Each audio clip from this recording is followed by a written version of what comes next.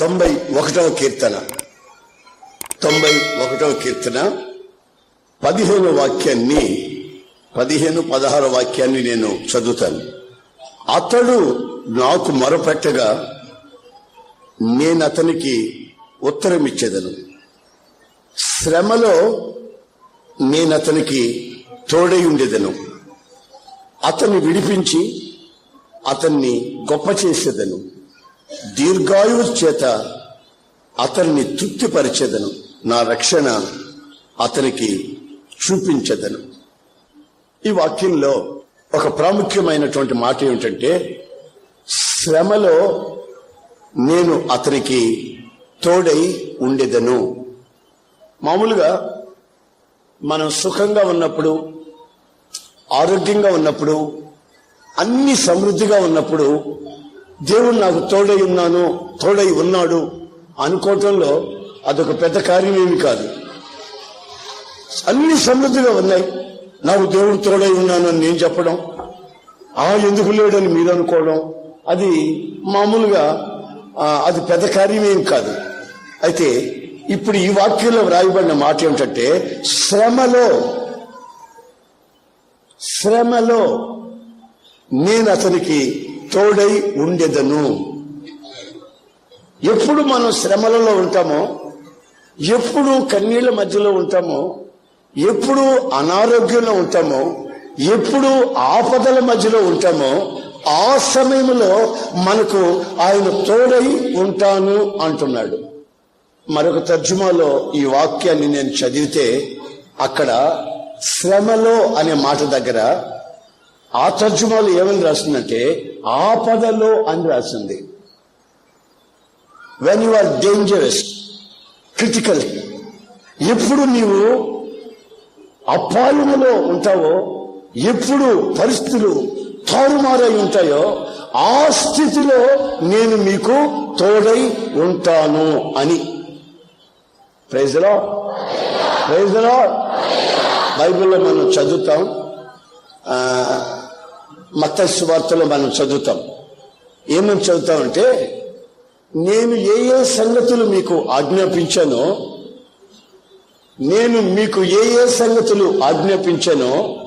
వాటిని గైకొనండి, అప్పుడు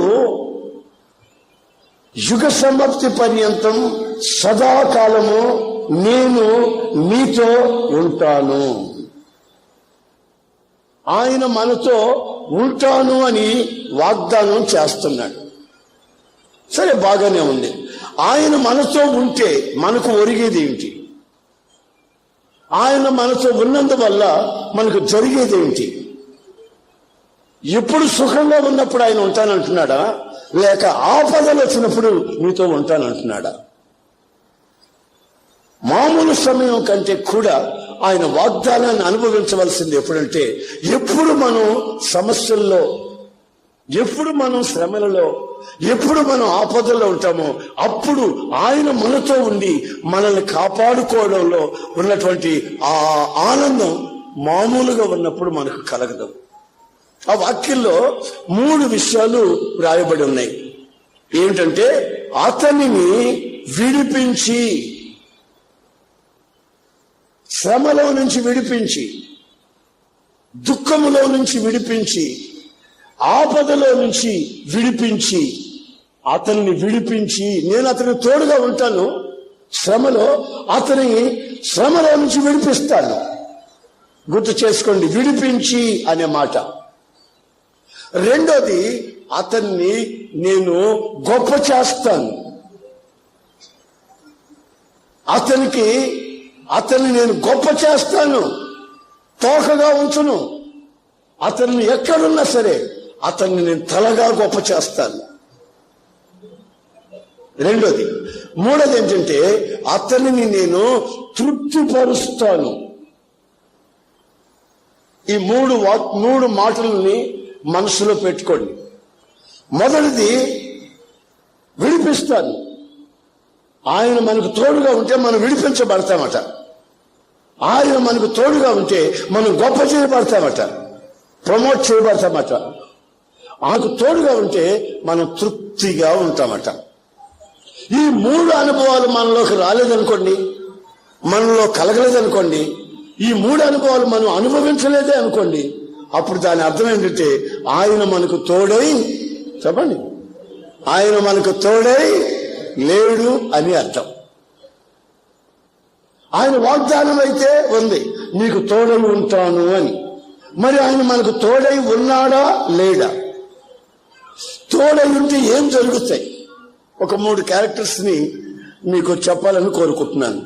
చదవండి సమూయేలు మొదటి గ్రంథం 18-12. సమూయేలు మొదటి గ్రంథం 18-12. యెహోవా తనను విడిచి దావీదునకు తోడైయుండుట చూచి సౌలు దావీదునకు భయపడెను.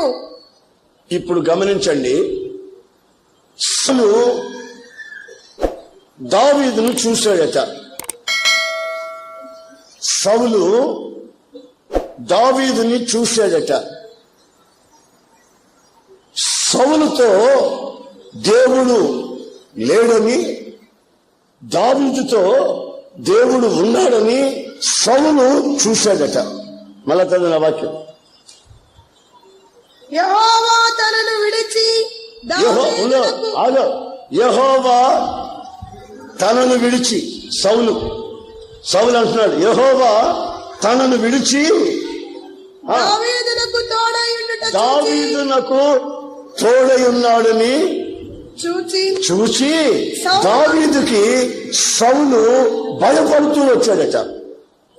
బాగా వినాల, దావీదుకి తోడై ఉన్నట్లుగా సౌలు చూశాడు. సౌలు ఎవరు? ఇశ్రాయేలును పరిపాలిస్తున్న రాజు. దావీదు ఎవరు? గొర్రెల కాపరి. ఈ గొర్రెల కాపరితో దేవుడు ఉన్నాడట. ఈ సౌలుతో దేవుడు లేడట. సౌలుని దేవుడు ఎడబాసిపోయాడట. ఆ సంగతి దావీదుతో దేవుడున్న సంగతి ఇతను చూస్తున్నాడు గనుక భయపడ్డాడు. దావీదుతో దేవుడు ఏ సమయములో ఉన్నాడు, ఆ వాక్యం జరిగిన ఆ సందర్భం ఎప్పుడు, ఆ వాక్యానికి ముందు వెనుక వ్రాయబడినటువంటి కొన్ని సంభవాలని మనం కొంచెం గమనించాలి.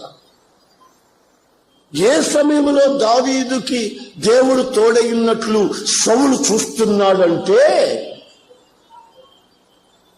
అక్కడ 2 భాగాలుగా దాన్ని నేను విడదీసి మీకు చెప్పాలనుకుంటున్నాను. ప్రజలందరూ దావీదుని పొగుడుతున్నారు. బాగా వినండి, దావీదుని ప్రజలందరూ పొగుడుతున్నారు. ఎందుకనంటే ఇశ్రాయేలీయులకి రక్షణ తెచ్చిపెట్టాడని. ఎలా తెచ్చిపెట్టాడంటే గొల్యాతుని చంపాడని. గొల్యాతుని చంపి ఇశ్రాయేలు సర్వ సమాజానికి రక్షణ తెచ్చిపెట్టాడు దావీదుకి. జనమంతా దావీదుని పొగుడుతున్నారు. రెండోది, ఆ రోజుల్లో 2 సార్లు ఈ ఈట తీసుకుని దావీదుని సౌలు పొడవబోయాడు. ఆ 2 సార్లు దేవుడు దావీదుని తప్పించాడు. సౌలుకి పగ, సౌలుకి దావీదుని చూస్తే పగ ఎందుకు వచ్చిందో తెలుసా? ఇతను మహా అద్భుతముగా ఫిడేలు వాయిస్తున్నాడు, ఇతన్ని జనమంతా పొగుడుతున్నారని, ఇతను యుద్ధ వీరుడని, ఇతనితో దేవుడు ఉన్నందువల్ల 2 సంభవాలు జరుగుతున్నాయి చూడండి. ఒకటి, తన ప్రాణం మీదకి శత్రువు వస్తున్నాడు. ఎందుకో తెలుసా? ఇతను గిఫ్టెడ్ గనుక. నీవు దేవుని వరం కలిగి, ప్రార్థనా పరురాలువై, ఉపవాసించగలిగి, దైవ భక్తిలో పెరుగుతూ, నలుగురి దగ్గర మన్నన పొందుతూ, నలుగురి దగ్గర గౌరవాన్ని పొందుతూ నీవు సంతోషముగా ఉన్న రోజున ఒక భయంకరమైన శత్రువు యొక్క విషం కక్కుతున్నాడు. సౌలు నా కూతురు నీకు ఇస్తాను రా అన్నాడు. చూసారండి, మళ్ళీ అదే సమయంలో ఏమంటాడు తెలిసిన, ఫిలిస్తీన్ల చేతిలో వీడు సావాలి, కూతుర్ని ఇస్తాను అంటున్నాడు, పెళ్లి చేసుకోరా అంటున్నాడు. ఆ బియ్యం మాటలు, ఆ పెళ్లి సంబంధించిన మాటలు మాట్లాడుతూనే ఉన్నాడు. ఓ ప్రక్కన అంటాడు, ఫిలిస్తీన్ల హస్తం వీడి మీద పడాలి. ఒకసారి కాదండి, అధ్యాయం అంతా నేను చదువుతూ వస్తే 3 సార్లు ఫిలిస్తీన్ల హస్తం వాడి మీద పడాలి, వాడిని చంపేయాలి. ఫిలిస్తీన్ల హస్తం వాడి మీద పడాలి, వాడు తుత్తురీలుగా నాశనమైపోవాలి అంటాడు. మరలా కూతురికి దావీదుకి మనస్సు కలిసింది కనుక, ఆహా ఇదొక మంచి సమయం, నా బిడ్డ ద్వారానే వాడు చంపించాలి, నా బిడ్డ ద్వారానే పెళ్లి చేసి వారికి విషం పెట్టి చంపించాలి. ఒక ప్రక్కన శత్రుత్వం దావీదు మీదకి వస్తుంది. అది భయంకరమైన ఆపద సమయం. ఆపద సమయం. పెళ్లి చేసుకున్నదే విషం పెట్టి చంపించే ప్లాన్ లో ఉంది. రెండోది, ఫిలిస్తీన్లు వెతుకుతున్నారు అతను చంపాలని. మూడవది, కత్తి తీసుకొని సౌలు వెతుకుతున్నాడు, అతన్ని ఈడు తీసుకుని వెతుకుతున్నాడు అతన్ని చంపాలని. ఈ 3 శత్రుత్వాల మధ్యలో ఇతను ఆపదలో ఉన్నాడు. ఈ ఆపద ఎందుకు వచ్చిందయ్యా అని ఒక్కసారి ఆలోచిస్తే, నేను మన్నన పొందాను కనుకనే వచ్చింది. ఆమె నేను శత్రువుని జయించాను కనుకనే వచ్చింది. నేను వరము కలిగినటువంటి వాయిద్యం వాయించగలిగినటువంటి వాడిని కనుక, దయ్యాలు సైతం వాయిద్యం వాయించి వెళ్ళగొట్టగలుగుతున్నాను కనుక ఇది నాకు వచ్చింది. నీవు ఎప్పుడైతే సుఖంగా ఉంటావో, ఎప్పుడైతే ఆనందిస్తావో, ఎప్పుడైతే గంతులు వేస్తావో, ఎప్పుడైతే అందరి దగ్గర మంచోడని అనిపించుకుంటావో, అప్పుడు ఒక విధమైనటువంటి శత్రువు యొక్క పగ నీ మీదకి వస్తుంది. ఆమేన్, హల్లెలూయా. పగ వస్తుంది. ఈ పగ ఎందుకు వచ్చిందా అంటే, నువ్వు దేవునిలో సంతోషిస్తున్నావు గనుక, సాక్షిగా ఉన్నావు గనుక, సాతాన్ని జయిస్తున్నావు గనుక నీకొక గొప్ప ఆపద వచ్చింది. దావీదుకు వచ్చింది. అయితే దావీదు విషయంలో ఏమని రాసిందో తెలుసా? ఆ శ్రమల మధ్యలో, ఆ ఆపద సమయాన, ఆ భయంకరమైన విషపు చూపుల మధ్యలో దేవుడు దావీదుకు తోడై ఉండి అతనిని కాపాడెను. ఆమేన్, హల్లెలూయా, హల్లెలూయా, హల్లెలూయా. నీవు దేవునితో ఎదిగేటప్పుడు, నీవు దేవుని కొరకు బలమైన కార్యములు చేసేటప్పుడు, నీవు వరము కలిగి ప్రయోజనపడుతున్నప్పుడు, ఉపయోగించబడుతున్నప్పుడు నీ మీదకి శత్రువు విజయం వస్తాడు. అది నీ ఆపద సమయం అనే సంగతి నీవు గుర్తించాలి. నేను ప్రార్థన ఎక్కువగా చేస్తున్నాను, ఉపవాసం ఉంటున్నాను, సాక్షిగా బ్రతుకుతున్నాను, అన్నిట్లో నిజాయితీగా ఉంటున్నాను, నాకెందుకు వచ్చింది ఈ సమస్య అని నీవు అనుకుంటావు. అయితే దేవుడు అంటాడు, ఈ సమస్యలోనే నీకు నేను తోడై ఉంటాను, నిన్ను నేను ఈ సమస్యల్లో నుంచి విడిపించాలని కోరుకుంటున్నాను. అంతా సుఖంగా ఉన్నప్పుడు ఆయన మనల్ని కాపాడాల్సిన అక్కరేమీ ఉండదు. శత్రువు లేనప్పుడు ఆయన ఎందుకు కాపాడాలి మనల్ని? ఆయన కాపాడాలి అంటే ఆయన మనకు తోడుగా ఉండాలి. ఆమేన్. ఆయన నీకు తోడై ఉన్నా, నాకు తోడై ఉన్నా జరిగేది ఏమిటో తెలిసినా, ఆయన ఆపదలో నుంచి కాపాడుతాడు.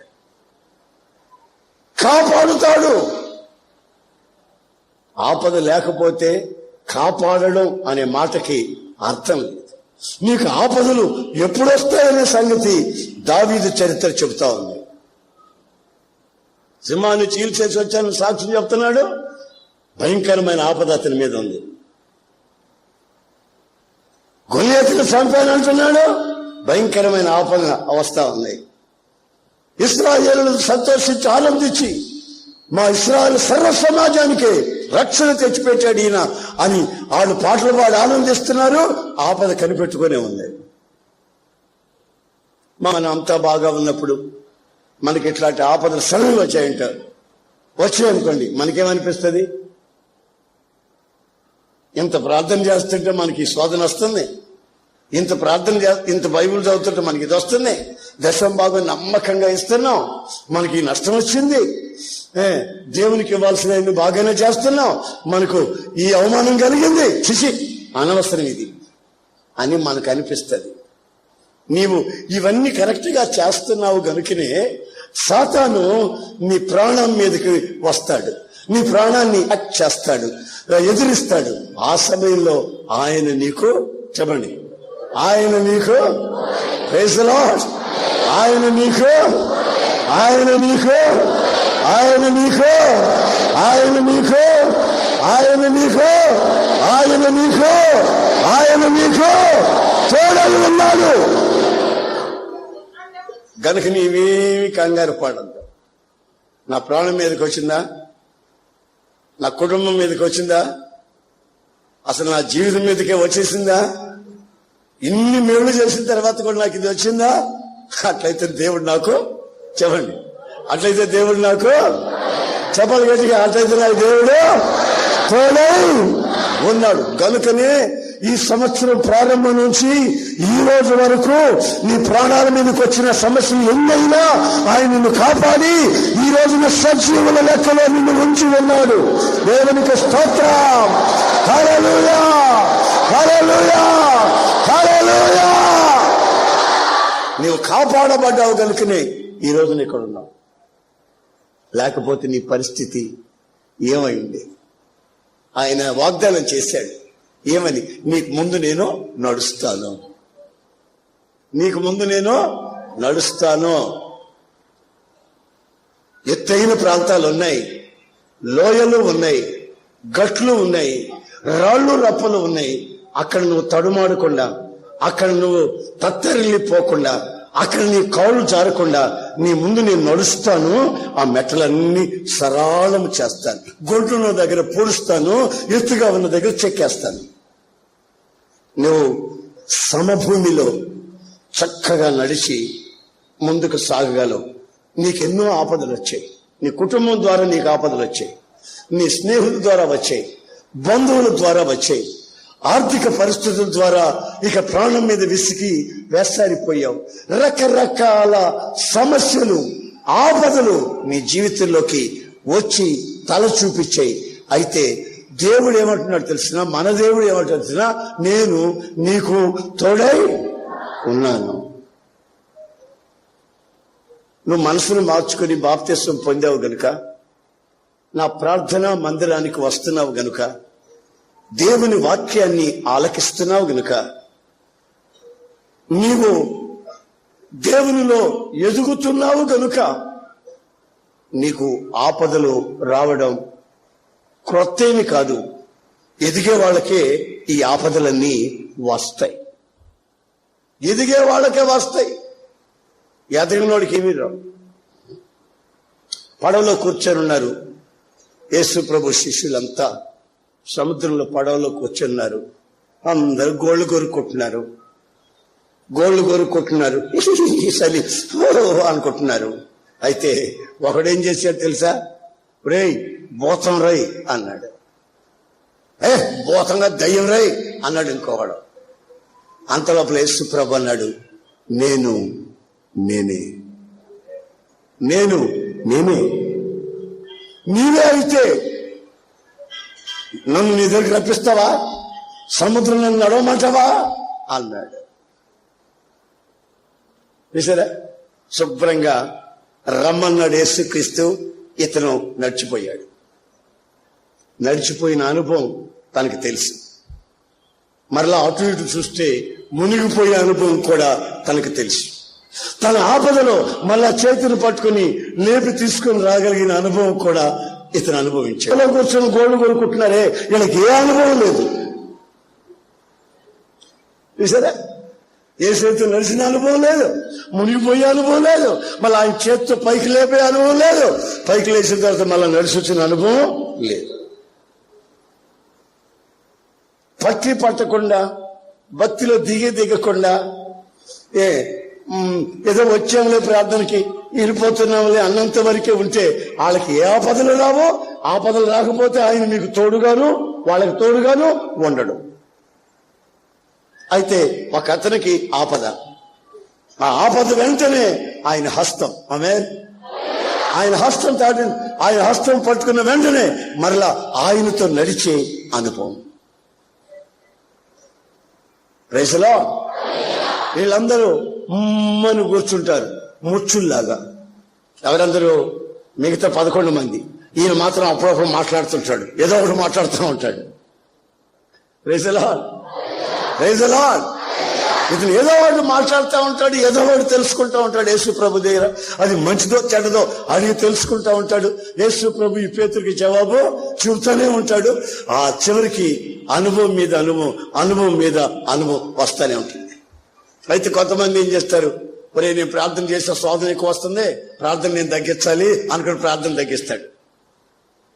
నేను నమ్మకంగా దేవునికి ఉపవాసం ఉండి ప్రార్థన చేస్తుంటే మన మీదకి పగలు దేశాలు వస్తున్నాయి గనుక మనం ఆ ఉపవాస ప్రార్థనలు కూడా ఆపేస్తాం అని అనుకుంటాడు. కానీ దేవుడు అంటున్నాడు, నీవు ఎప్పుడు ఆపదలో ఉంటావో అప్పుడే నేను నీకు తోడై ఉంటాను, నేను అతనిని కాపాడుకుంటాను. దావీదు జీవితంలో కాదండి, ఎన్నెన్నో భయంకరమైన పరిస్థితులు. ఇతను మంచి భక్తిపరుడయ్యుండి కూడా ఇవన్నీ అనుభవించవలసిన వస్తే ప్రతి చోట ప్రాణ సంకటం, ప్రాణానికే ముప్పు కలిగే పరిస్థితులు. ఆ అపాయాల మధ్యలో కూడా దేవుడు తనకు తోడుగా ఉండి అంచెలంచెలుగా తన బ్రతుకుని సింహాసనం దగ్గరికి తీసుకొస్తున్నాడు. దేవునికి స్తోత్రం, హల్లెలూయా. గొర్రెలు కాచుకునేవాడు ఏమిటి, సింహాసనం మీద కూర్చోవడం ఏమిటి? కారణం దేవుడు తనకు తోడుగా ఉన్నాడు గనుక.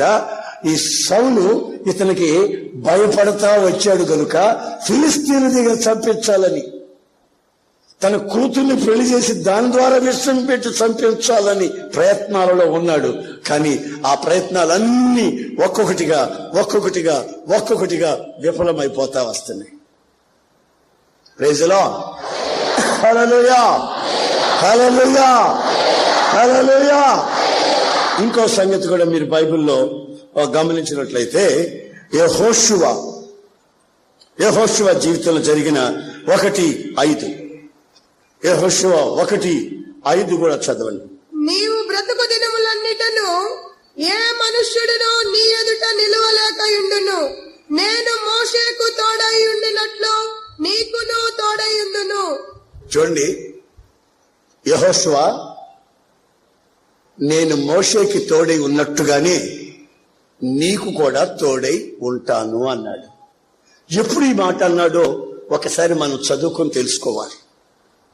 నీకు తోడై ఉంటానని ఎప్పుడన్నాడు? శుభ్రంగా ఇంట్లో ఒక 50 బస్తాలు బియ్యం పెట్టుకొని, ఏమండి కావాల్సిన వేలు డబ్బు పెట్టుకొని, సుఖంగా పెట్టెల నిండా బట్టలు పెట్టుకొని, సుఖంగా కడుపులో సల్ల కదలకుండా బతుకుతున్నారే, ఆ సమయంలో అన్న మాట కాదు అది. ఎప్పుడు అంటున్నా తెలిసిన, యోర్దాను నదీ తీరానికి వచ్చారు. ఇశ్రాయేలీలందరూ యోర్దాను నదీ తీరానికి వస్తే వాళ్ళకి నాయకుడిగై యెహోషువ నాయకుడై వస్తున్నాడు. ఆ సమయంలో సడన్ గా ఆ యోర్దాను నది పొంగింది. యోర్దాను నది పొంగి గట్లన్నిటి మీద పొర్లి పారుతుంది. ఎక్కడ గండిపడినా, ఎక్కడ కాస్త ఆ గట్లు తెగిన ఆ యోర్దాను ప్రవాహాలన్నీ ఇశ్రాయేలు ప్రజల మీద పడిపోతే ఇశ్రాయేలు మునిగిపోతారు. యెహోషువ,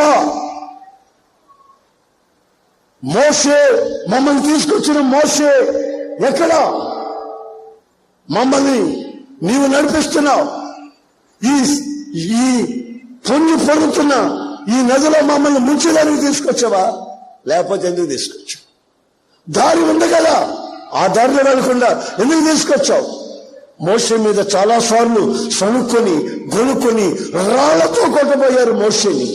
మరి అతనితో నడిచినటువంటి చిన్నవాడు యెహోషువ, ఇతను గడగడగడలాడిపోతూ భయపడిపోతున్నాడు. వాళ్ళు మాట్లాడుతున్న మాటలు ఒక ప్రక్కన, వాళ్ళ చేతుల్లో ఉన్న రాళ్లు మరొక ప్రక్కన. ప్రాణ సంకటం వచ్చింది. మరో ప్రక్కన యోర్దాను వైపు చూస్తే యోర్దాను పొంగి పొర్లుతుంది. ఇప్పుడు ఏం చేయాలో అర్థం కాని పరిస్థితి. అయ్యా, నేను వీళ్ళకి నాయుడుగా నడవడం తప్ప? నేను పొరపాటు చేశానా? వీళ్ళకి నాయకుడు అయినందుకు తప్పయిందా? నన్ను ఇప్పుడు ఏం చేయమంటారు? నన్ను ఏం చేయమంటారు? ఈ పగ, ఈర్ష్య భయంకరంగా ఉంది. మరో ప్రక్కన నది పొంగుతా ఉంది. ఏం చేయాలి? రాళ్లతో కూడా చంపబోతున్నారు యెహోషువని. సడన్ గా దేవుడు ప్రత్యక్షమయ్యాడు. ఆమె దేవుడు ప్రత్యక్షమై ఏమంటున్నాడు తెలిసిన? యెహోషువ, మోషేకి నేను తోడై ఉన్నాను కదా, అలాగే నీకు కూడా నేను తోడై ఉంటాను. ఈ యోర్దాను మిమ్మల్ని ఏమీ చేయలేదు. ఈ యోర్దాను మీ ముందు ఏమవుతుందో తెలుసా? ఒకడు ఒక రాయి తీసి కొండ మీద నుంచి విసిరి కొడితే ఎలాగ ఎగురుతూ గంతులు వేస్తూ పడిపోద్దో, అలాగా ఈ యోర్దాను నీళ్లు గంతులు వేస్తా మిమ్మల్ని చూసి గడగడలాడుతా భయపడుతా అదిగో అక్కడ నిలబడుతుంది. కావాలంటే నిబంధన మందసం మోస్తున్న యాజకుల అరికాలు ఆ నీళ్ళలో తడుపమను. భయంకరమైన పరిస్థితిలో ఇక నేను బ్రతకడం అనవసరం. నేను వీళ్ళకి మేలు చేశాను, ఎన్ని కీళ్లు చేయలేదు. అయినా వీళ్ళు ఎందుకు నా మీద పగబట్టారు? రాళ్ళు తీసుకుని వస్తున్నారు, ముఖాలు ఊస్తున్నారు. ఇదేనా నాయకత్వం అంటున్నారు, ఇదేనా నీ బ్రతుకు అంటున్నారు. అసలు నువ్వు మనిషివా పశువా? ఈ దారిని ఎందుకు తీసుకొచ్చావు అంటున్నారు. ఇప్పుడు ఏం చేయాలి అని ఆకాశం వైపు చూస్తే దేవుడు అంటున్నాడు, ఇదిగో ఆపదలో నువ్వు ఉన్నప్పుడు నేను నీకు తోడై ఉన్నాను. ఆమేన్. నీ ముందు నేను నడుస్తాను, యోర్దానులో నడుస్తాను, భయపడకు. యాజకులారా, నిబంధన మందసం మీ భుజాల మీద ఎత్తుకోండి. ఎందుకయ్యా? ఎందుకో ఎత్తుకోండి బాబు, నా మాట వినండి. దేవుడు మనతో ఉన్నాడు. ఈ నీళ్లు మనం చంపేస్తాయని భయం కదా మనకు. ఈ ఆపదలు ఆయన మనతో ఉన్నాడు. నా మాట వినండి. ఈ మనసు పెట్టెత్తుకుని, యాజకులారా మీరు దేవుని స్తుతిస్తూ మీ అరికాలు ఈ నీటికి తగిలేటట్టు చేయండి. తర్వాత ఏం జరుగుతుందో మీరే చూడండి. దేవుడు మనతో ఉన్నాడు. ఆమేన్. దేవుడు నాతో ఉన్నాడు. హల్లెలూయా, హల్లెలూయా. దేవుడుంటే ఈ బూతు మాటలు నిన్ను ఎందుకు అంటారా? నీకు దేవుడుంటే, దేవుడుంటే ఈ నష్టం ఎందుకు కలుగుతుందిరా? దేవుడుంటే ఈ అవమానం నీకు ఎందుకు కలిగిందిరా? దేవుడుంటే ఈ అపజయాలు ఎందుకు కలిగాయి? యెహోషువ అంటున్నాడు, అన్ని సమృద్ధిగా ఉన్నప్పుడు నాతో ఉంటానని దేవుడు వాగ్దానం చేయలేదు. నీ శ్రమలలో, నీ ఆపదలలో నేను తోడై నిన్ను విడిపిస్తానని ఆయన నాకు వాగ్దానం చేశాడు. గనుక ఈ సమయంలో నాకు తోడై ఆయన ఉన్నాడు. Praise the lord. ఆమేన్. ఇక్కడ గంతులేస్తా ఉంది, ఉరుమురి చూడటం మానేసింది. ఇక్కడ గంతులేస్తా ఉంది, ఊగుతా ఉంది, ఆడుతా ఉంది. అంతేగాని మొత్తం మీద ముందుకు మాత్రం ఒక్క అడుగేయట్లేదు నది. కారణం ఏంటంటే దేవుడు వాళ్ళకి తోడుగా ఆపదలో, చెప్పండి, ఆపదలు మామూలు సమయంలో కాదు, ఆపదలో వాళ్ళతో ఆయన ఉన్నాడు. మేము చూసాము, మేము భయపడిపోతాము. దావీదుతో దేవుడు ఉండటం చూసి సౌలు భయపడిపోయాడు. ఆడు చంపేదానికి ఇష్టపట్టలే. ఫిలిస్తీన్ల దగ్గర చంపిద్దామా, కూతురు దగ్గర చంపిద్దామా అనే ప్లాన్ లో ఉన్నాడు. అయినా దేవుడు ఆశ్చర్య రీతిగా దావీదును కాపాడుతూ వచ్చాడు. సింహాసనం ఎక్కాడు. అలాగే ఈ యెహోషువ రోజుల్లో కూడా యెహోషువ అనే నాయకుడిని తన ప్రజల్ని ఎంత జాగ్రత్తగా కాపాడాడంటే అంత జాగ్రత్తగా కాపాడి ఆ యోర్దాను అద్దరికి వాళ్ళని తీసుకుని వెళ్ళాడు.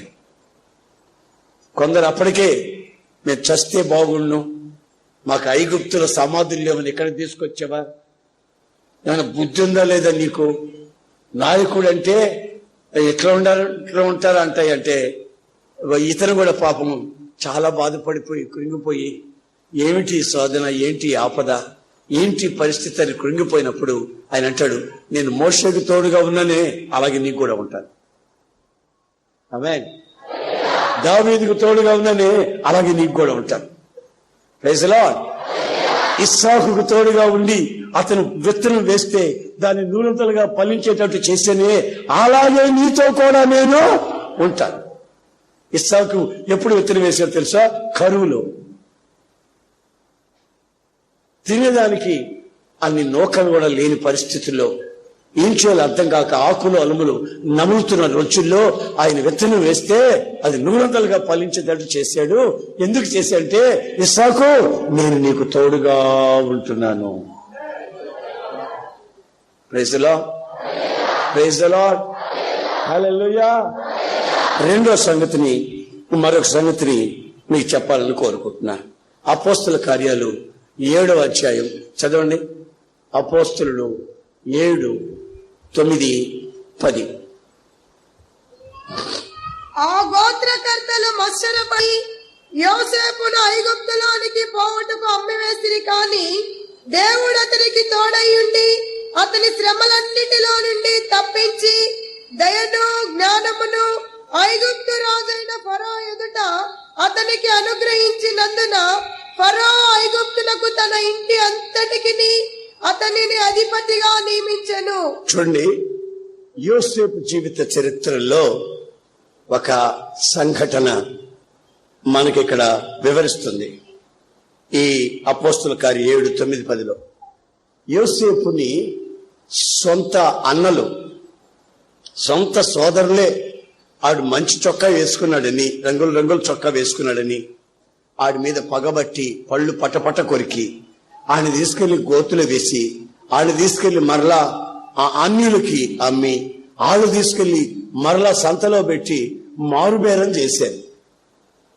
ఇలాగా అంచెలంచెలుగా జీవితంలో దెబ్బలు తింటూ వస్తున్నాడు.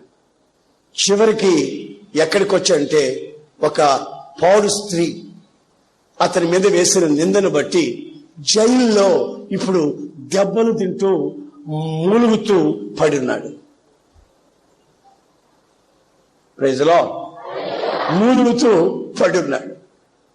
ఈ పడిన వాడిని ఫరో పిలిపించి అతని సింహాసనం దెమ్మని సింహాసనం మీద కూర్చోబెట్టేశాడు.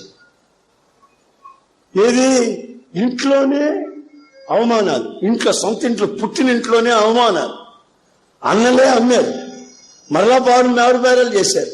ఆ పనికి మాను దాని ఇంట్లో పనిచేశాడు. ఆ మనిషి నింద వేసింది.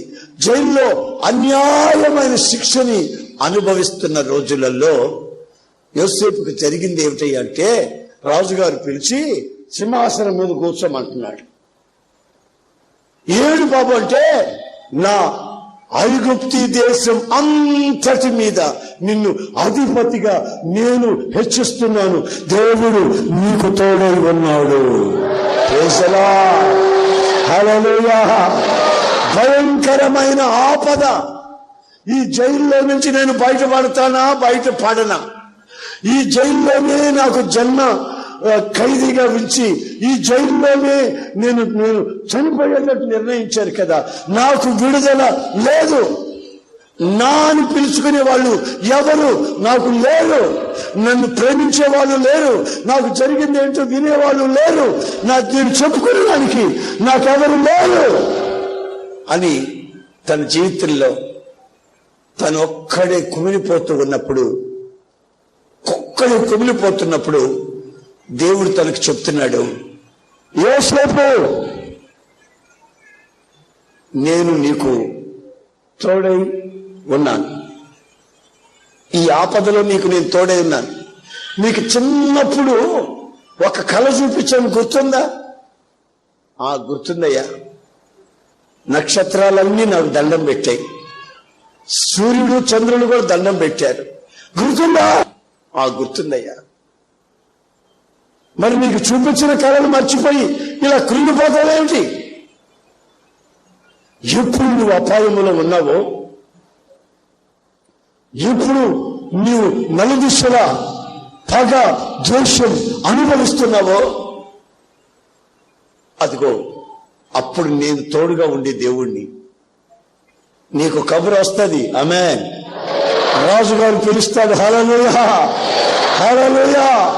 నీతో దేవుడు ఉన్న సంగతి రాజుగారు చూస్తారు. హల్లెలూయా.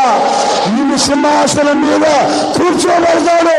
ఈ అధికారం, ఫరో యొక్క ఇంటి అధికారం, ఈ ఐగుప్తు దేశం యొక్క సమస్త అధికారాలు నీకు ఇవ్వబడతాయి. నీవు హెచ్చరింపబడతావు. యోసేపుకి ఏమీ అర్థం కావట్లేదు. వాగ్దానం ఏమిటంటే, నీవు ఎప్పుడు శ్రమలో ఉన్నావో, ఎప్పుడు ఆపదలో ఉన్నావో అప్పుడు నిన్ను హెచ్చిస్తాను. ఆమేన్. హెచ్చించుతాను. ఉన్నత స్థాయికి నిన్ను తీసుకొస్తాను. హల్లెలూయా. ఉన్నత స్థాయికి నిన్ను తీసుకొస్తాను. హల్లెలూయా. ఉన్నత స్థాయికి నిన్ను తీసుకొస్తాను. హల్లెలూయా. ఎప్పుడు నీవు అవమానాలు పాలవుతున్నావో అప్పుడు నిన్ను తీసుకొస్తాను. ఈ మధ్య ఎవరో నన్ను అడిగారు, ఏమంటే దేవుడు నిన్ను బాగా హెచ్చిస్తున్నాడండి, నీ సంఘం బాగానే వర్ధిల్లిపోతుంది, హెచ్చిస్తున్నాడు ఏంటండి, అసలు రహస్యం ఏంటి అని అడిగాడు ఒక అతను. నేనన్న మాట ఏంటంటే, నా మీద పగబట్టే వాళ్ళు ఎక్కువ మంది, పెదాలు విరిచేవాళ్ళు ఎక్కువ మంది, నన్ను విషపు చూపులు చూసేవాళ్ళు ఎక్కువ మంది, నా మీద నిందలేసేవాళ్ళు ఎక్కువ మంది. కనుక దేవుడు ఆ ఆపదల్లో, ఆ అవమానాల మధ్యలో, ఆ నిందల మధ్యలో నన్ను ఆయన హెచ్చిస్తున్నాడు. ఆయన వాగ్దానం నెరవేర్పు. దేవునికి స్తోత్రం. వాగ్దానం నెరవేర్పు. హల్లెలూయా, హల్లెలూయా. ఆమేన్, ఆమేన్, ఆమేన్. యోసేపు జీవితంలో దేవునితో తనకున్న అనుబంధం, యోసేపుకి దేవునికి యోసేపుకున్న అనుబంధం. ఆయన వాగ్దానం చేశాడు, నిన్ను నేను హెచ్చిస్తాను, లేక గొప్ప చేస్తాను. ఎంతవరకు గొప్ప చేస్తాడు తెలుసా? ఓ రోజున ఫరో యోసేపుని కాల్ చేశాడు, పిలిచాడు. పిలిచిన వెంటనే ఏం చేశాడు తెలిసిన? Hello Joseph, come here. గడగడతో దగ్గరికి వెళ్ళాడు. ఆయన ఉంగరం తీసి, నీ చేయి చాపేలాగా, నీ చేయి చాపు, నీ చేయి చాపో. అయ్యా, ఉంగరం రాజుగారు తొడుగుతున్నాడు. జైల్లో నుంచి తీసుకొని వచ్చి, కన్నీళ్ల మధ్యలో నుంచి తీసుకొని వచ్చి, ఫరో ఆస్థానంలో జైల్లో నుంచి తీసుకొని వచ్చి సర్వ ఐగుప్తు దేశానికి నీవు అధికారివి, నా ఇల్లు వాకిల ఆస్తిపాస్తులకి నీవు అధికారివి. నువ్వు నా ఉంగరం తీసుకో, పెట్టుకో. ఉంగరం పెట్టాడు. తర్వాత ఏం చేశాడు తెలుసా? చదవండి, అది మీరు బైబిల్లో చదివితే మీకే ఆ సంగతులు తెలుస్తాయి. ఆదికాండం, జెనసిస్ 41:41. ఐగుప్తు దేశం అంతటి మీద నిన్ను నియమించి ఉన్నానని యోసేపుతో చెప్పాను. మరియు ఫరో తన చేతినున్న తన ఉంగరమును తీసి పెట్టాడా? తర్వాత సన్నటి నారబట్ట, ఫైన్ లినన్ నారబట్టని, సన్నటి నారబట్టను తీసుకుని వచ్చి అతనికి తొడిగించాడు. తొడిగించి మరలా ఏం చేస్తే తెలిసిన? జోసెఫ్, కొంచెం తల ఇలా వంచు. అయ్యా, ఎందుకయ్యా? ఇదిగో బంగారు చైన్, గోల్డ్ చైన్ నెక్లెస్ మెళ్ళ వేశాడు. గోల్డ్ చైన్ మెళ్ళ వేశాడు. అంతటితో వదిలిపెట్టకుండా, ఏయ్, నా రథం ఉందా? ఉందయ్యా. ఇంకో రథం ఉంది చూడు, రెండో రథం. ఆ రథం తీసుకురండి. మీ రథం ఎందుకయ్యా? తీసుకురండి రా. ఆ రథం తీసుకొచ్చాడు. ఆయన రెండో రథం. ఆ రెండో రథం మీద జోసెఫ్ శ్రీరామ్ ఎక్కి కూర్చో. ఆ రథం మీద కూర్చో. ఏంటయ్యా ఇదంతా? రథం మీద ఎక్కువ కూర్చో. రథం మీద ఎక్కువ వచ్చిన రైట్. ఊరంతా ఊరేగించండి రా. ప్రజలకి బోర్ల ఊరి చెప్పండి. యోసేపు ముందు అతనికి వందనాలు చేసుకుంటూ బోర్ల పడుతూ నడవమని చెప్పండి. వందనాలు జోసెఫ్కి, వందనాలు జోసెఫ్కి, వందనాలు అని చెప్పండి రా. జోసెఫ్ ఏమన్నా నాకు జిందాబాద్ చెప్పమని డబ్బులు ఇచ్చాడా? నేను నడుస్తా ఉంటాను, నా పేరు చెప్పి జిందాబాద్ జిందాబాద్ అని అరవండిరా అని తాగుబోతాళ్ళ కింద డబ్బులు ఇచ్చి అనిపించుకున్నాడు. నా ముందు జిందాబాద్ కొట్టండి అన్నాడా? చూసారండి, జైల్లో కన్నీళ్ల మధ్యలో ఉన్నాడు. దేవుడు అన్నాడు, Joseph I am with you, నీతో నేను ఉన్నాను. Don't worry, don't trouble, I am with you, నీతో ఉన్నాను నేను. నాతో ఉన్నావయ్యా, మరి ఏం చేస్తావు? నిన్ను నేను హెచ్చిస్తాను. బానిసగా ఈ దేశానికి వచ్చావా? నిన్ను ఇక్కడే హెచ్చిస్తాను. ఎంతవరకు అయ్యా? సింహాసనం వరకు, సింహాసనం వరకు. మామూలుగా కలాసీగా ఉన్నవాడిని గుమస్తాగా చేయడం కాదు, గుమస్తాగా ఉన్నవాడిని హెడ్ గుమస్తా చేయడం కాదు, అసలు సింహాసనం మీదకి నేను ఎక్కిస్తా. ఆమేన్, ఆమేన్, ఆమేన్.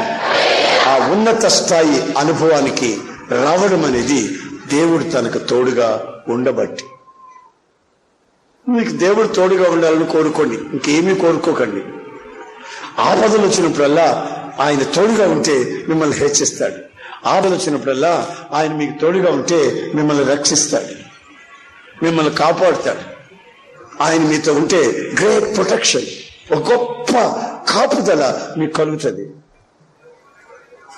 అనవసరంగా ఆళ్ళతోడు ఈళ్ళతోడు కోరుకోకండి.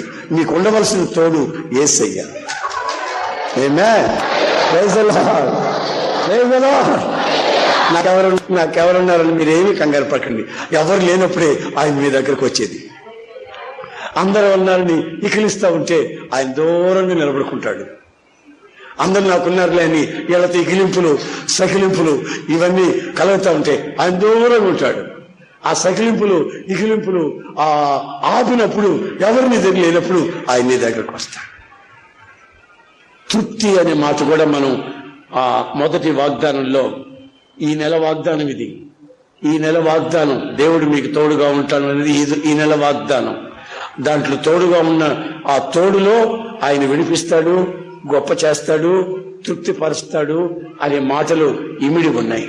ఇప్పుడు నేను కాపాడడం ఎట్లాగో దావీదు సంగతి చెప్పాను, యోసేపుని ఎలాగా హెచ్చించాడో అని కూడా చెప్పాను, ఏ సమయంలో అని చెప్పాను, యోసేపు పరిస్థితులు ఎలాగా అని చెప్పాను. తర్వాత యెహోషువ పరిస్థితులు కూడా మీతో వివరించాను. చివరిగా యాకోబు జీవితాన్ని ఒక మాట నేను చెప్తాను. ఒకే ఒక మాట చదవండి. యాకోబు జీవితాన్ని కూడా మనం ఒకసారి గమనిద్దాం. 28వ అధ్యాయం 15వ వాక్యం. ఇదిగో నేను నీకు తోడయ్యుండి నీవు వెళ్ళు ప్రతి స్థలమందు నిన్ను కాపాడుచు ఈ దేశమునకు నిన్ను మరలా రప్పించదును. నేను నీతో చెప్పినది నెరవేర్చు వరకు నిన్ను విడువనని చెప్పగా. గమనించండి, ఈ యాకోబుని గురించి దేవుడు మాట్లాడేటప్పుడు, యాకోబు నేను నీకు తోడుగా ఉండి నువ్వు వెళ్ళవలసిన చోటుకి నేను తీసుకెళ్లి నీకు ఏ అపాయము రాకుండా నిన్ను నేను కాపాడుతాను అని చెప్తున్నాను.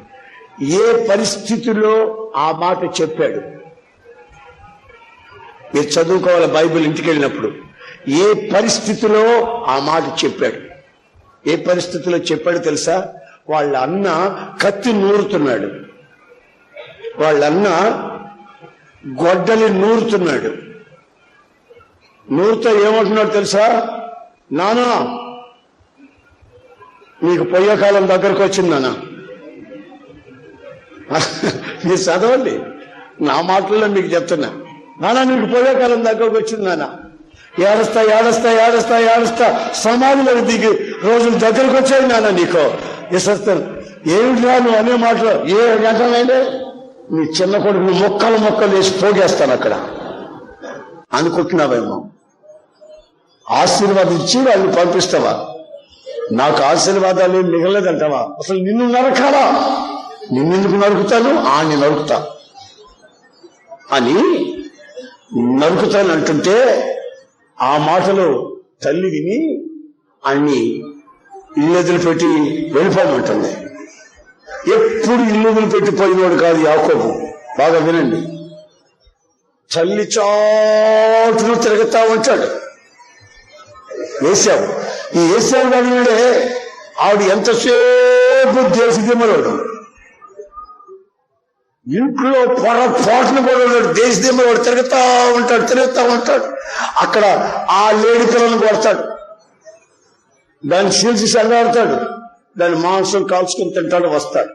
ఇక్కడ దీంతో ఆడతాడు, కుందేలతో ఆడతాడు, అక్కడ పోయి ఇంకో దాంతో ఆడతాడు. రకరకాల పనులు దేశదిమ్మలోడు అడుగంతా తిరిగి రక్తం ఒలికించి ఆ మాంసం తిని ఇంటికి వచ్చేస్తాడు. మళ్ళా వేళకు ఇంటికి వచ్చి ఇంట్లో తింటాడు, మళ్ళా చట్నీ తింటా ఉంటాడు.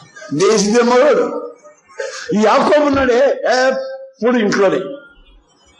యాకోబుని గురించి బైబిల్లో రాసింది గుడార నివాసి అని. గుడార నివాసి ఎప్పుడు టెంట్లోనే ఉంటాడు. అమ్మ దగ్గర నాన్న దగ్గర ఉంటాడు. ఎప్పుడు వాళ్ళు అంటే బాగున్నారా మగపిల్లాడు అంటే నువ్వారా అంటాడు. మళ్ళీ ఇంట్లోనే తిరుగుతుంటాడు. వాళ్ళ అమ్మ నాన్న పక్కనే తిరుగుతుంటాడు. ఒక రోజున అమ్మ దగ్గర పిలిచి అబ్బాయి యాకోబు నేను నరికేస్తాను నిన్ను, ఆ రక్తపాతం మేము చూడలేము. వాడు ముందే మూర్ఖుడు, ఆ రక్తం ఒలికించి ఉన్నాడు. నిన్ను నరకడం పెద్ద తేలిక, పెద్ద కష్టమేం కాదానికి నరికేస్తాడు.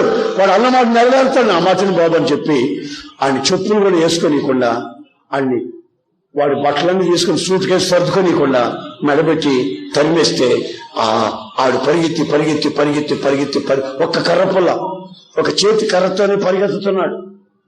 ఇది వీడు తరుముకొని చంపేస్తాడని ప్రాణభయంతో పరిగెత్తున్నాడు. చంపేస్తాడేమో అని పరిగెత్తున్నాడు.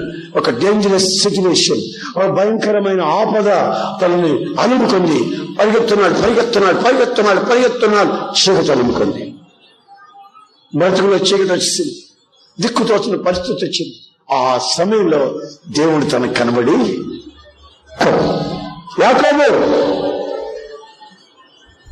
నేను నీకు తోడై ఉండి ఆమేన్ నీవు వెళ్ళవలసిన చోటికి నేను తీసుకుని మళ్ళా క్షేమంగా తీసుకొస్తాను, నిన్ను నేను ప్రతి క్షణం కాపాడుతాను అన్నాడు.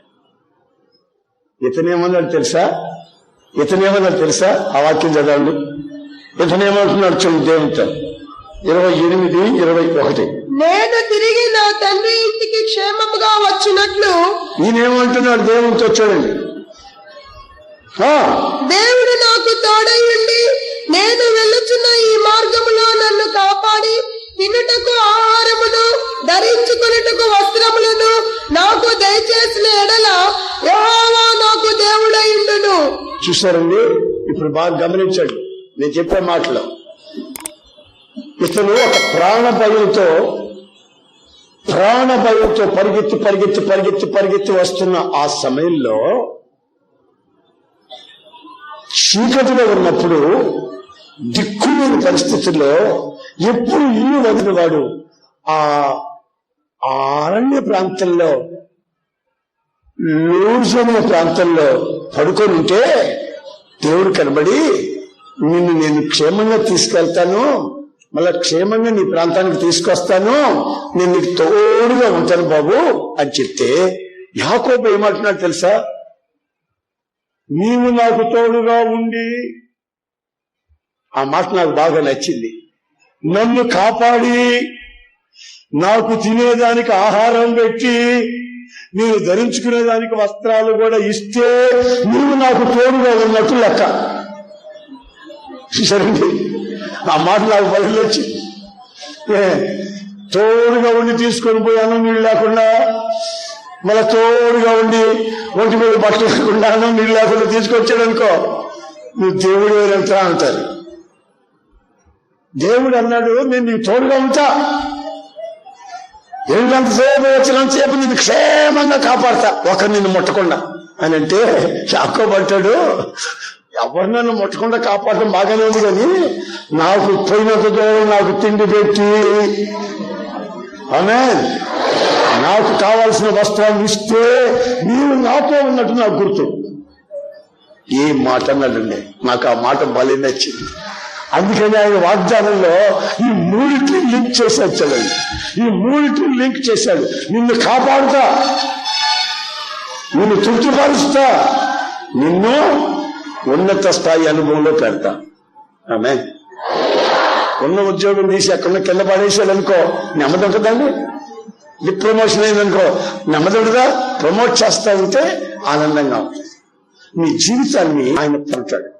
నీ జీవితానికి ఒక తృప్తి, ఒక సాటిస్ఫాక్షన్ నీ కలుగు చేస్తాడు. నీ జీవితానికి ఒక గొప్ప ప్రొటెక్షన్, కాపుదల ఆయన ఇస్తానంటున్నాడు. ఎందుకో తెలుసా? ఆయన బిడ్డలు మీరు కనుక.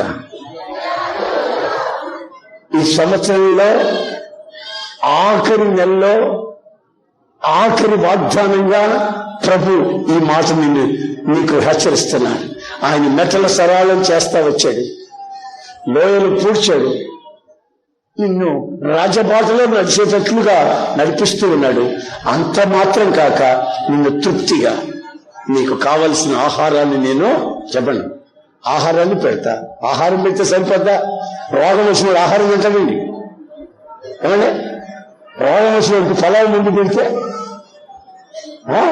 నేను బుద్ధంగా నేను తినొచ్చా, తింటే అరుగుతాడా చే అంటాడు.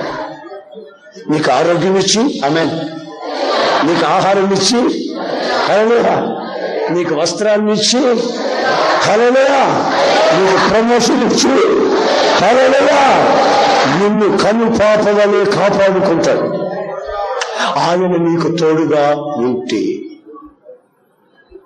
నేను ఈ రోజున ఎవరికి ఆయన తోడుగా ఉంటాడని నేను చెప్పట్లే, అదొక సబ్జెక్ట్. ఇది నేను ఇప్పుడు చెప్తున్నాను. ఆయన ఎవరికి తోడుగా ఉంటే ఏం జరుగుతాయి అది చెప్తున్నా. ఎవరికి ఆయన తోడుగా ఉంటే ఏమేమి అనుభవిస్తారు ఆ సంగతి నేను ఇప్పుడు మీకు చెప్పాను.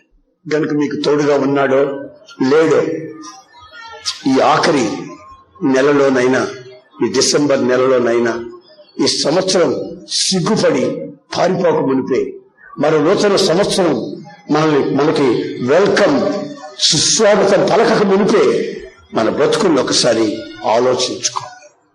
దావీదుతో ఉన్నాడట, యెహోషువతో ఉన్నాడట, ఇస్సాకుతో ఉన్నాడట, యాకోబుతో ఉన్నాడట, యోసేపుతో ఉన్నాడట. నిరీక్షణ లేని యోసేపు జీవితంలో చెరసాలలో నుండి సింహాసనానికి ఆ హెచ్చింపు మామూలుది కాదు.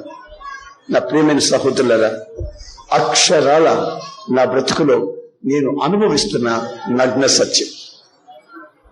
నన్ను ప్రభు అలాగా కాపాడుతున్నాడు, ప్రభు నన్ను అలాగా హెచ్చిస్తున్నాడు,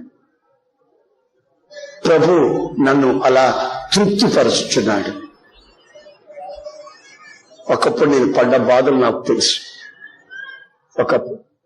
ఒకరింటికి మధ్యరాత్రి 1 గంటకి వెళ్ళాను. నేను వెళితే ఆ ఇంటి చిన్న గుడిసె, ఆ ఇంటి ముందు ఆరు బయట 2 పడుకున్నారు.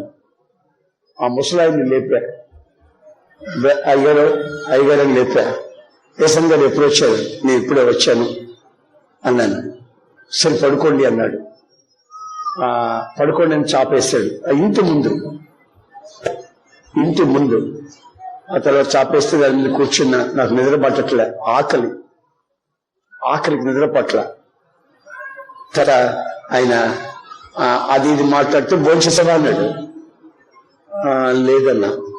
అరే అని ఇంట్లోకి పోయి ఆ ఉట్టి మీద పెట్టాడు. పళ్ళెం మీద పళ్ళెం మూత పెట్టింది. ఆ ఉట్టి మీద ఉన్నది ఆ చిన్న గుడిసెలో.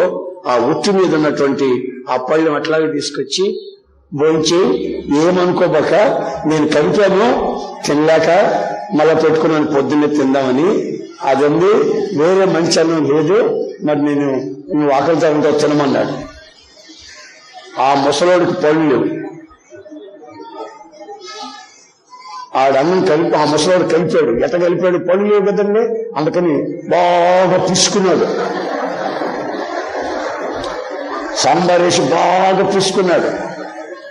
అది కొంచెం తిన్నాడు, తినలేక మళ్ళీ అట్లాగే మూత పెట్టుకున్నాడు. పేదోడు ఆడు పెట్టుకున్నాడు, నాకు పెట్టాడు తీసుకొచ్చి. నేను ఆకలికి వద్దని అనకుండా చేయి పెడితే చల్లగా ఉంది, పేస్ట్ అయిపోయింది. బాగా మెత్తగా పిచ్చుకున్నాడు ముసలోడు. ఇక ఆ మెత్తగా పిసికిన ఆ అన్నాన్ని చల్లగా ఐస్ లాగా ఉంది చలికాలం, అది అలాగే నోట్లో పెట్టుకొని తిని అది మింగుడు పడకపోతే నీళ్లు మళ్ళా తాగిన రోజులు, ఆ అన్నం మింగుడు పడకపోతే మళ్ళా నీళ్లు తాగిన క్షణాలు నాకు గుర్తు. అతను సారీ క్షమించండి, వేరే అన్నం ఏం లేదు, నేను కలిపి పెట్టుకున్నదే ఉంది. ఆయనకు భార్య చచ్చిపోయినట్టుంది, పిల్లలు ఎవరు పట్టించుకోలేదు, 2 పిల్లలు. అందుకని ఆ గుడిసెలో ఆయన ఒక్కడే ఎవరినో పిల్లల్ని తీసుకొని వచ్చుకొని మనవడో ఎవరో మొత్తం మీద వాళ్ళిద్దరే ఉన్నారు. అంత వండుకున్నారు, 2 తిన్నారు. ఆయన తినలేక కలిపి పెట్టుకున్న అన్నాన్ని నా పెడితే నేను కళ్ళలో నీళ్లు పెట్టుకుంటానే ఉన్నాను. ఆ ఆకలికి ఉండలేక ఆ అన్నాన్ని తిన్నాను. అది 1977 సంవత్సరం, దట్ ఈస్ 1977. అప్పటికే నేను 10 సంవత్సరాలు ప్రభు సేవ చేస్తున్నాను. 10 సంవత్సరాలు అయింది అప్పటికే సేవలో. అయినా ప్రభు అలాంటి మార్గాల్లో నన్ను నడిపిస్తాడు. ఇప్పుడు కూడా నడిపిస్తున్నాడు అట్లాంటి మార్గాల్లో. ఎందుకో తెలుసా? ఆయన నాకు తోడుగా ఉండునట్లు. ఆమె ఆయన నాకు తోడుగా ఉండినట్లు. ఆ పరిస్థితిలో నుంచి అంచెలంచెలుగా ఆయన అన్నాడు, నేను నిన్ను హితాను, దట్స్ ఆల్, నేను నిన్ను కాపాడుతాను, నేను నిన్ను తృప్తిపరుస్తాను.